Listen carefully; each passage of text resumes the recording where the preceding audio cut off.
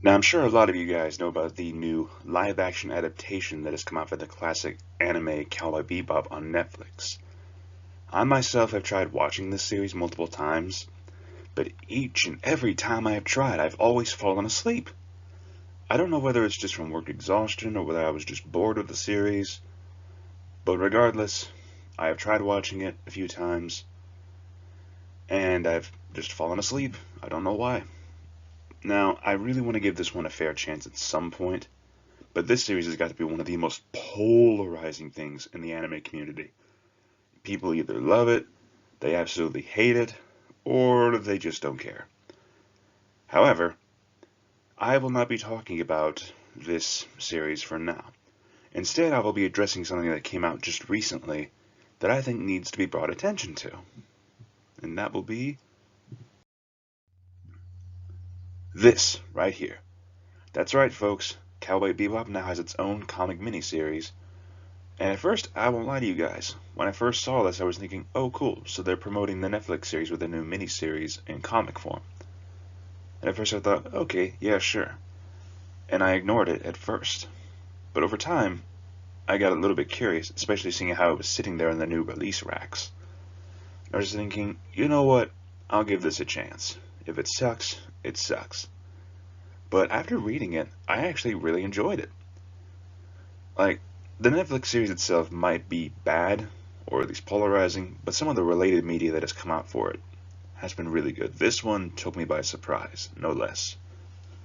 So the main plot of this four-issue miniseries was the fact that the gang essentially goes off on a bounty of someone who has recently escaped from a casino, and they are in possession of a quantum vest, something that apparently can alter reality around the user, and therefore increase their luck or give them greater chances in life. Like it messes with their whole quantum field, is how it's portrayed.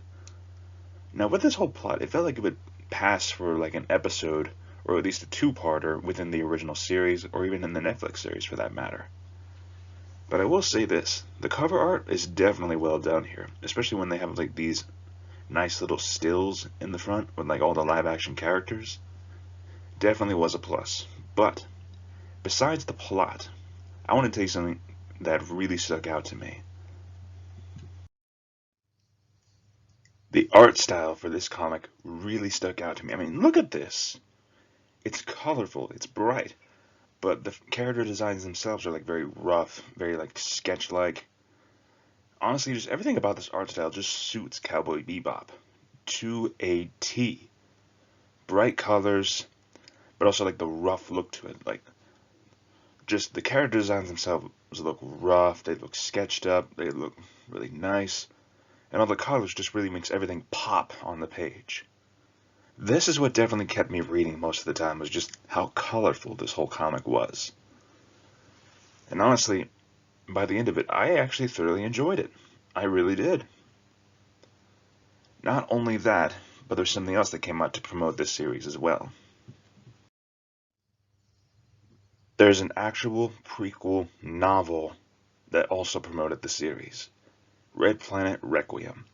Now, from what I was told, or what I found out, this book actually covers essentially Spike and Vicious when they were in the Syndicate together and how their rise to fame within the Syndicate, how they grew so powerful. When I heard about this, I was actually intrigued. I haven't picked it up yet or read it, but if you guys want me to do a read and review of this story, let me know down in the comments below. This one is very curious, but I'd also like to see what you guys think, if you'd want to hear about this.